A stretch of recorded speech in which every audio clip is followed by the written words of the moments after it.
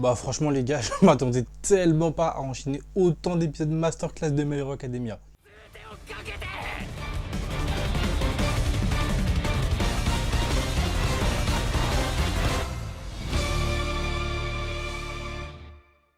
Salut les gars, salut les filles, on se retrouve aujourd'hui pour une toute nouvelle vidéo sur ma critique sur l'épisode 4 de My Hero Academia. Comme d'hab les gars, on va décortiquer cet épisode de photos comme ce que j'ai aimé, ce que j'ai pas aimé. Donc maintenant que tout est dit, commençons.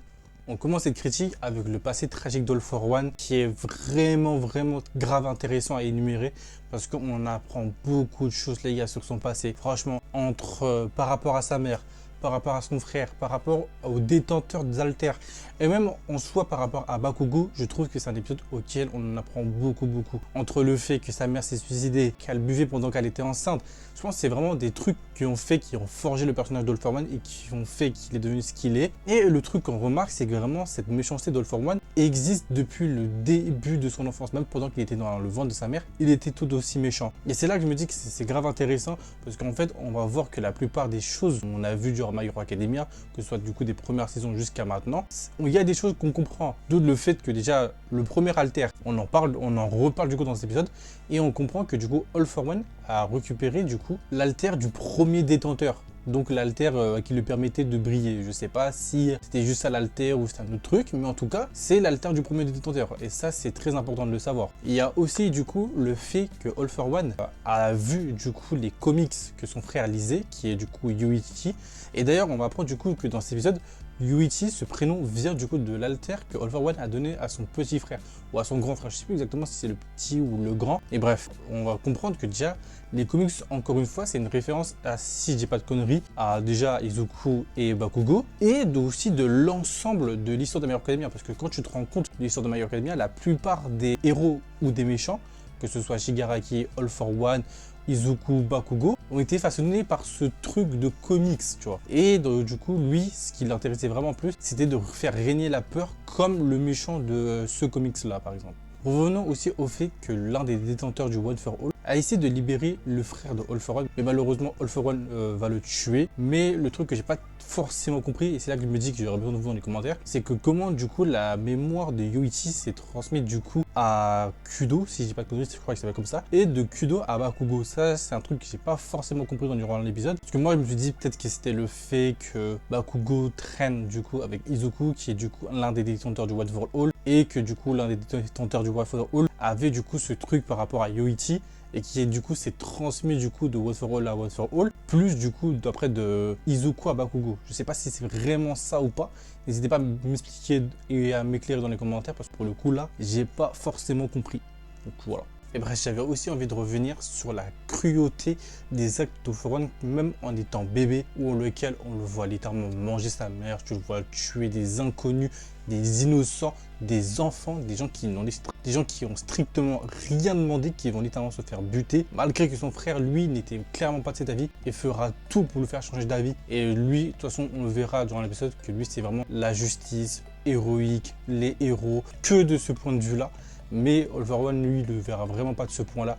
Et c'est là que je dis du coup tout à l'heure que vraiment l'un des trucs qui a fait que ça a engendré cette chose que est devenu All for One, c'est vraiment le comics en lui-même, entre le frère qui voulait devenir un héros et le frère qui voulait devenir du coup un super vilain. On va revenir aussi au fait que littéralement, après que All for One ait donné du coup l'alter de Yuichi à Yuichi du coup, parce que si je dis pas connerie, je crois que l'alter s'appelle comme ça, il y a du coup le détenteur du One for All qui va venir du coup le libérer, et comme je l'ai dit tout à l'heure, du coup il va s'enfuir, il va le tuer, mais c'est pas ça le plus important à retenir de cet épisode. J'avais aussi envie de revenir au détenteur du One for All qui est du coup Kudo, qui va littéralement essayer de sauver du coup le frère de All for One, il va pas réussir.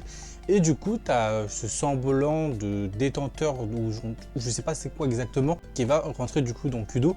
Et c'est là que je me dis en fait finalement, est-ce que ce serait pas en fait comme Kudo du coup c'est un détenteur du One for All et qu'il a transmis à d'autres détenteurs et qu'il avait du coup cette part d'alter du coup de Yuichi en lui, que cette part d'alter aussi s'est transmise du coup aux autres. C'est ça que je me dis, est-ce qu'il n'y aurait pas un peu de ça? Parce que je ne vois pas, ça pourrait être quoi d'autre, sincèrement. Et c'est d'ailleurs pour ça que aussi que je pense que All for One, du coup, va littéralement buter des gens qui étaient en lien avec Kudo, que ce soit des détenteurs de One for All, ou même des enfants, comme j'ai dit tout à l'heure, ou des gens de sa famille, ou du lien du sang. Mais du coup, ça n'aura servi à rien, parce qu'en fait, comme du coup, c'était que les détenteurs du One for All qui possédaient ça, bah ça veut dire qu'il a littéralement tué des gens pour rien. Mais bref, je pense qu'avec tout ça, on peut revenir enfin dans le présent, auquel le combat contre Bakugo et All for One est toujours d'actualité, auquel on verra All for One créer une grosse boule pour littéralement la faire exploser, pour tuer tout le monde d'un coup.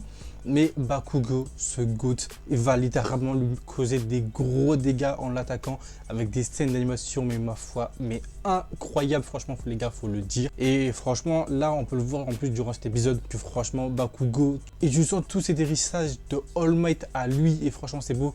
Même sur la fin, quand il essayera du coup de faire la pose de All Might, et là, je me dis, c'est vraiment grave stylé. Et du coup, tu verras aussi ce parallèle. Franchement, c'est là que je me dis que My Hero Academia, en termes de parallèle, c'est un truc que je kiffe de ouf. Ok, il y a All for One qui va littéralement dire que c'est littéralement son histoire. Et Bakugo, quand il va lui assigner le coup final, il va lui dire que non, c'est littéralement leur histoire à lui. Et du coup, à Izuku.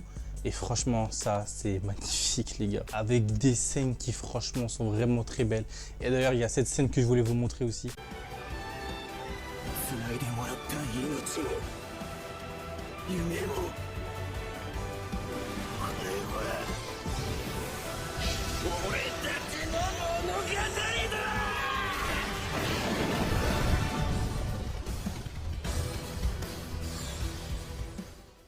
Que franchement, personnellement les gars, je kiffe cette scène.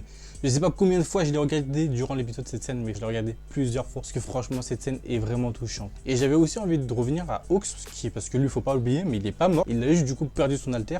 Et du coup, comme Bakugo a littéralement battu All for One, est-ce que du coup, comme lui, en plus, il se posait la question, est-ce que du coup les alters vont revenir du coup aux autres détenteurs ou pas? Ce que je ne pense pas. Mais ce qui pourrait être pas mal en vrai. Mais franchement, je suis vraiment pas sûr. Et je pense les gars que je vais terminer ces critiques avec du coup la défaite d'All for One et même sa disparition complète. Et c'est là que je me rends compte que même quand il était bébé, le frérot, il tente tout, c'est un ouf. Il tente tout, il a même essayé de buter Bakugo, mais il n'a pas réussi. Et là, tu vois Bakugo qui bute un bébé. Non, franchement, c'est une agression. Ça me fait trop penser au parallèle du est-ce que tu buterais le H bébé? Et je sais pas pourquoi ça m'a fait grave penser à ça. N'hésitez pas à me dire dans les commentaires si ça vous a fait penser à pareil ou pas. Mais personnellement, moi, ça m'a grave fait penser à ça. Le plan de All for One de conquérir Shigaraki n'a pas fonctionné. Et maintenant que du coup Bakugo a battu All for One, il manque plus qu'à Izuku de battre Shigaraki. Et je pense là les gars sincèrement qu'on va avoir des enchaînements d'épisodes mais incroyables parce que je pense que le combat Izuku Shigaraki, je pense qu'il va casser internet. Je sais pas le combat ressemble à quoi, mais je pense que ça peut être une vraie dinguerie. Donc franchement en vrai les gars, je pense qu'on se dit littéralement à samedi prochain ou à dimanche prochain, je sais pas exactement, pour la critique du coup de l'épisode 5 de My Hero Academia. Donc les gars, n'oubliez pas de commenter, liker et partager et on se dit à la prochaine pour une prochaine vidéo. Salut tout le monde.